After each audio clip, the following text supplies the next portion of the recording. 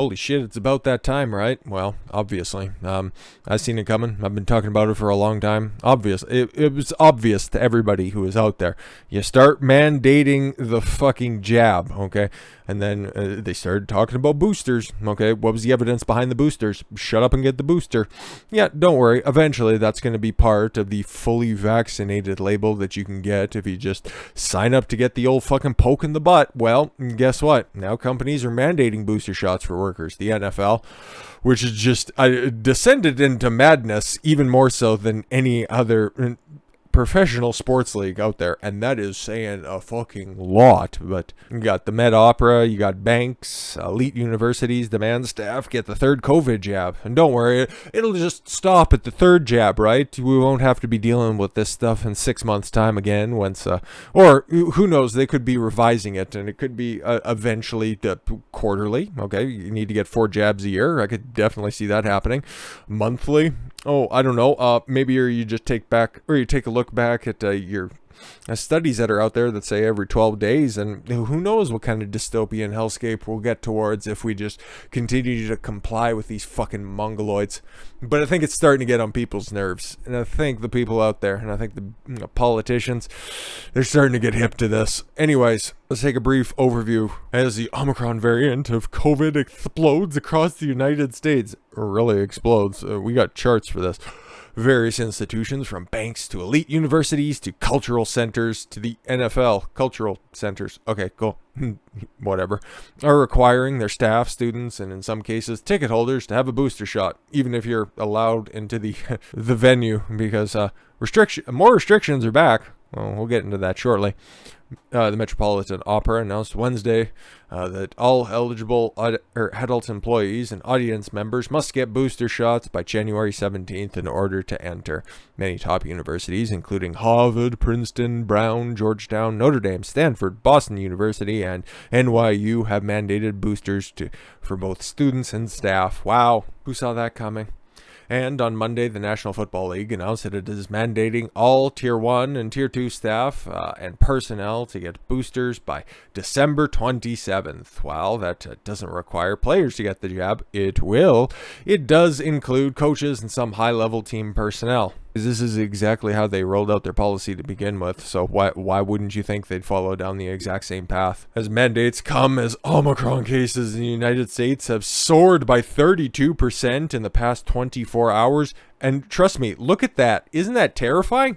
There was 241 cases, and then it just skyrocketed to 319 cases.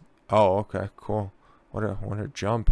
I know I'm terrified, but make sure you get your booster jab, because, I don't know, your boss might be telling you that you need to. You know how you fight back against this? You know how you get off this carousel? Stop fucking playing the game. And yeah, like I said, people are getting fucking fed up with this stuff, because all of these numbers, dude, they're just dog shit. And just take a look at the symptoms of Omicron, and people are stopping to care about this, because now it's just going... I should probably, I'll zoom, don't worry, I'll fix it, don't worry about it. Because capacity limits, mask mandates, they're all back. We talked about the one in the UK, mask mandate for pretty much everywhere.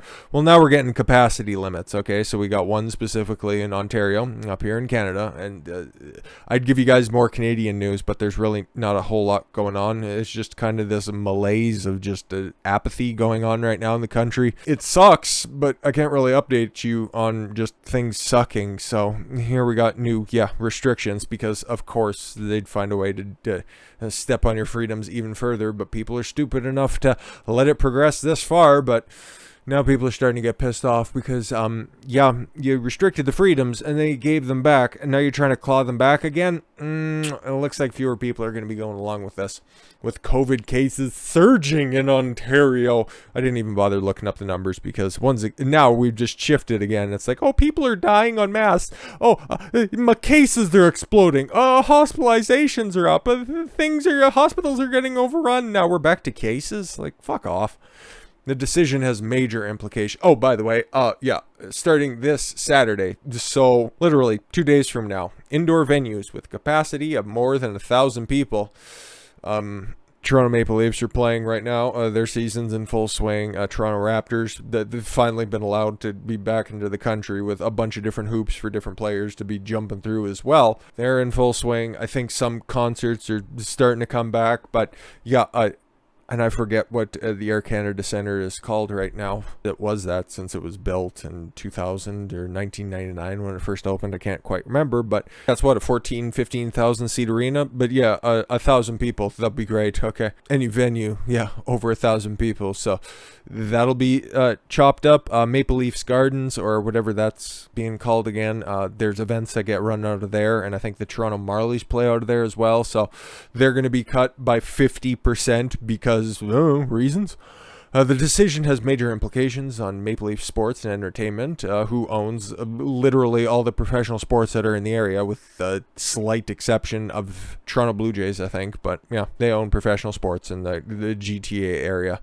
Corporation that owns both the Maple Leafs and Raptors, as both teams find themselves in the middle of their respective seasons, with MLS and now having to limit fan attendance at future events. Some fans who have previously bought a ticket may no longer be able to attend by no reason of their own. Listen, we followed all of the rules, and then you start putting in more rules? Okay, we'll just follow them. The way MLSE has decided to navigate this issue is to refund all non-season ticket holders. How cool. And secondary market ticket buyers by dividing all season ticket members into two groups. Cool. Allowing a fair opportunity to attend games for both. Oh, you just speak with your wallet and it's like, no, you know what? I'm just not going to have season tickets if you're going to go ahead and you're going to do this kind of fucking retarded shit. Enough people do that. Guess what? They're going to have to start walking their shit back. With this being the holiday season, short notice for cancellations was met with anger and disappointed by fans who suddenly couldn't attend upcoming events that they were looking forward to. I had 3 tickets for a Raptors game this Saturday. That sucks. Anyways, Christmas present from my nephew, and they were canceled by the Ticketmaster app. No contact from MLSE or the Raptors. I just flew from Vancouver last night just to see the Raptors versus Orlando, paid for tickets, airfare, and hotel. Trip of a lifetime. Now what? My Leafs tickets got canceled. Oh my god. Nah, the MLSE hurt me for canceling my first ever Raptors game for the second time. Wow. My Maple Leafs tickets are... These are all just different people, by the way, if you're just listening. My Maple Leafs tickets for the game against the St. Louis Blues on Thursday, December 23rd, just got canceled. I was so excited to watch my buds play. That sucks. Oh, that your team is the Toronto Maple Leafs, because they just suck forever. Your solution is to cancel tickets on the sly without sending any communications. Thanks. Yeah, simp for the government harder, because I'd imagine you go through all of those people's, because that all comes from Twitter, right? You just go through their history and you're going to find, oh, I'm on Team Pfizer. I got my jab, so I can go out and I can go visit things and everything's fine if you just listen to what they have to say. And guess what? They're coming for you too. It's not just staying in Ontario, right? I don't know what Alberta is. I'm not looking because I don't really care. You got Quebec, okay, which is the most cucked province in the entire union, and if anything happened to one specific province, I nominate Quebec. Well, they're taking that 50% capacity limit and they're scoffing at it. Now they're just going to go ahead and turn away everybody at the door because OMICRON, right? It's so deadly. The madness is back. Canadian fans will have to wait a little longer to see their team on the ice again, as the team announced that beginning Thursday night. Today, versus the Flyers, the Bell Centre will be fanless. With the rise of COVID-19 cases in the NHL and sports in general, the Canadiens said in a statement that they received requests from Quebec public health officials to host Thursday's game with no fans in attendance. Montreal gave its fan base a mere 2 hours for the notice of change. Very nice, very nice. And yeah, it's once again that time of the year where people are taking more time off, theoretically. I guess if it was a normal year, okay, the second half of December would mostly be when a lot of people are taking time off. And to get tickets in a normal year, okay, to go see the Canadiens in person, that's one of the most difficult tickets to get in all of professional sports, okay? So to just cancel that, you're affecting a lot of people who are doing a lot of fucking travel. And I think they were at full capacity, so to just absolutely turn out the lights, okay? And this is against the Flyers, okay? This is a quasi-rivalry game, so this was going to be hot, okay? But yeah, we're just closing the doors, okay? Faced with the spiraling rise of COVID-19 cases in the region, okay, cases. Hospitalizations, deaths, are we talking about any of that stuff? No, my cases, right? Late this afternoon, the Montreal Canadiens organization received a request from public health officials and to host tonight's game against the Philadelphia Flyers in a closed setting with no fans in attendance. When are you going to be opening back up again? Don't know. We have accepted this request in order to ensure the safety and security of our fans and fellow citizens throughout our community. An update on the status of Saturday's scheduled game against the Bruins will be provided tomorrow.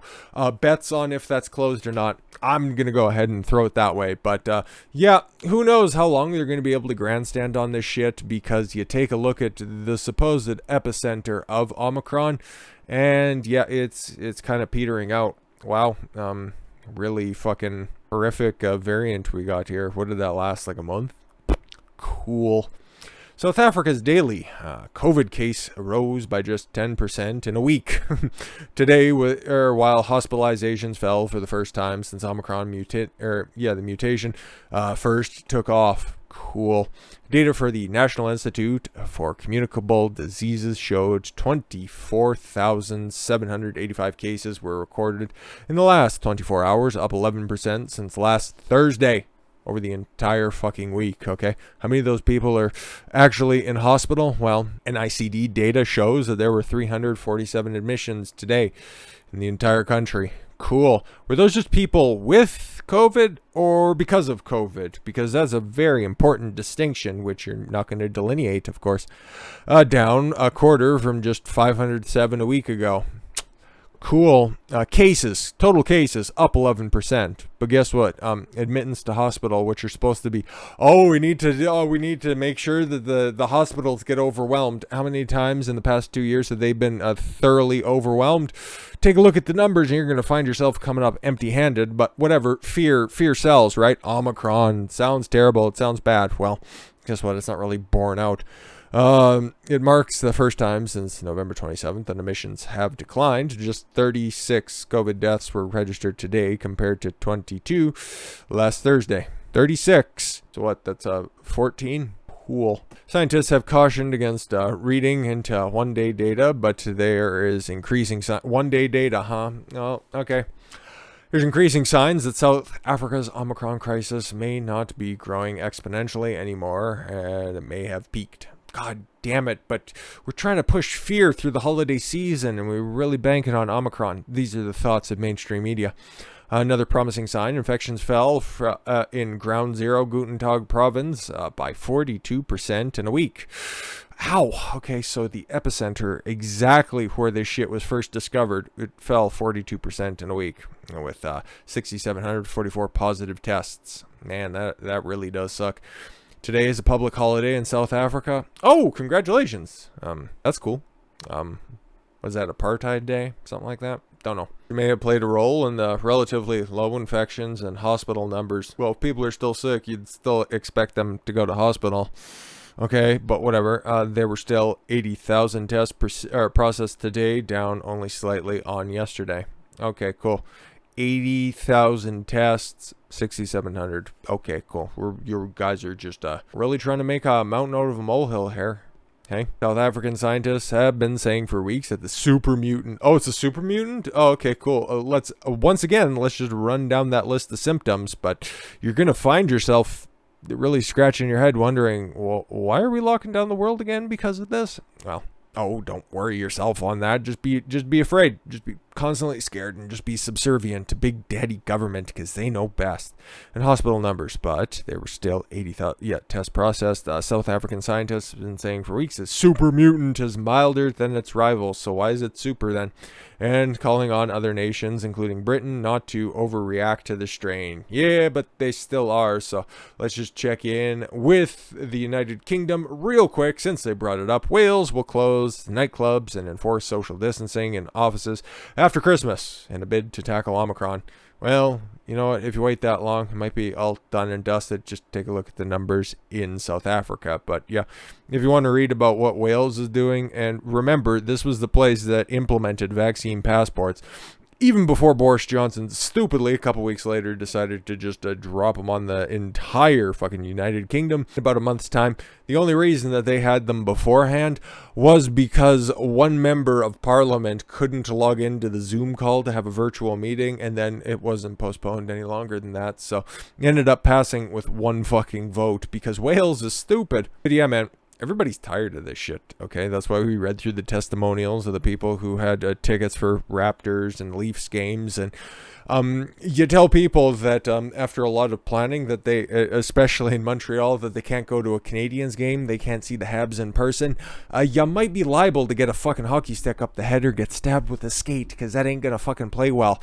And then if you have another Democrat governor, because a couple days ago we were talking about how Jared Polis out of Colorado was saying, yeah, we're pretty much over this shit. Now you have the governor, the narrowly re-elected Democrat governor, hard Democratic governor, Phil Murphy of New Jersey, saying Americans are sick of masks and vaccine mandates. Yeah, but Joe continues to try to push his vaccine mandate. Why would you hurt your boss so bad? Wow. Maybe he's starting to see people in his state, and this is Jersey after all. They got a pretty pronounced attitude. They're pretty much fed up with this shit. Weeks after surviving a narrow statewide election under dubious means, but whatever. New Jersey, Governor Phil Murphy acknowledged that Democrat Party support is waning because Americans are sick of masks and mandates. When asked about a closer than expected victory over Republican gubernatorial candidate Jack Ciattarelli, Murphy explained that New Jersey residents feel like government is not connecting with them. Just ask the owners and operators of Attila's Gym, which you tried to drive into the ground for the better part of these last 2 fucking years, for proof positive that the government isn't connecting with people, and they haven't for a long fucking time, okay? Even before the pandemic, this just kind of accelerated the people's distrust in the government. They're sick of masks, being told what to do in terms of vaccines, probably not thrilled with what they sense is going on in Washington, and they may have lost a job or a business that went bust that you perpetuated and you tried to do. Or a loved one, worst yet, he told Politico, this week. Going further, Murphy said that the government decisions and mandates have to be decided based on data, not just political coercion. Wow, where did this sudden come to Jesus moment come from, Phil? Wow. You had a quick brush with death, and then all of a sudden you started to come to your senses. I'm not necessarily taking this at face value, but you're saying the right things. But again, you're a politician. Do 2 things, do right by COVID. And I know all these folks, they do that already, but keep making the decisions not based on politics, but based on the facts of the science and the data, he said. In early November, Murphy defeated Ciattarelli, the former state lawmaker, by 3 percentage points in an election that wasn't expected to be close. It came as Democrats suffered their first major loss during the Biden era. Oh, no, don't worry. All of those special elections that were earlier in the year, they were getting blown out of the fucking water, but this was the first one on a wide scale. And then also when Republicans made a clean sweep in Virginia. Sucks to suck. Other than Murphy, several Democratic governors have increasingly expressed similar concerns of their party's messaging to voters, except for Gavin Newsom, who's like, listen, okay, a bunch of the people that are left that haven't driven out of my state, they're giving me carte blanche to just absolutely fucking wreck what's left of their life, because they're all in the perpetual state of fear. Then you got Kathy Hochul up there in New York, neighbor to Phil Murphy. She's out there just enforcing mask mandates, but everybody's pushing back against her anyways. And you got a bunch of other red counties, which if you take a look at New York in general, outside of Albany and New York City, which unfortunately that's just the fact, the rest of the state is incredibly red. It's just the way it goes. So like Illinois, like California, they're just being tyrannized by the big cities and the capitals. It's not what they want, but that's what they get because these bureaucrats are just completely fucked in the head. But yeah, this is also a very popular message. There's another Democratic governor who's also saying the same things. That's why I'm thinking all of these restrictions, they're probably just going to get lifted. Maybe, okay, with people saber rattling on this stuff, might be a little bit sooner than just summer of 2022. That would be fucking great. I think we have to recognize and acknowledge that families have had a tough time over the last 2 years imposed by you guys. both health-wise, whether it is or isn't from the coof, whether it's mental health or economically. Yeah, those numbers are staggering, and once again, purposely self-inflicted. North Carolina Governor Roy Cooper, the chair of Democratic Governors Association, recently told reporters, and then Jared Polis's comments, believes that the emergency is over and that unvaccinated people own darn fault if they become infected with the coof. Yeah, again, that's their fucking decision. You don't want to get the jab. It's not for the government to tell you to go get it. It's not for Joe Biden to just chide everybody. But that was the subject of the previous video. If you want to go watch that, and you can listen to my regaling you about Joe Biden's stupid comments, that's for that video to decide. But people are getting fed up with this shit. And finally, Democrats are starting to take note of this and realize that they're going to take an absolute shit kicking. They still are, because people, I don't think they have that short of a memory. You've been tyrannizing them for the past 2 years, and you're still going to have to pay that piper at the end of the day. But you're starting to wake up. And, I guess maybe you're just going to try to save face in the last 12 months. But best of luck to you, okay? Maybe you might end up getting that, cold hard boot out the door, just like Urban Meyer did with the Jacksonville Jaguars. We're going to talk about that one next to just try to change up the pace a little bit. With that said, thank you all very much for the gift of your time. I've been Don Consuelo. I want you to follow your gut and get after it. Take care, everyone.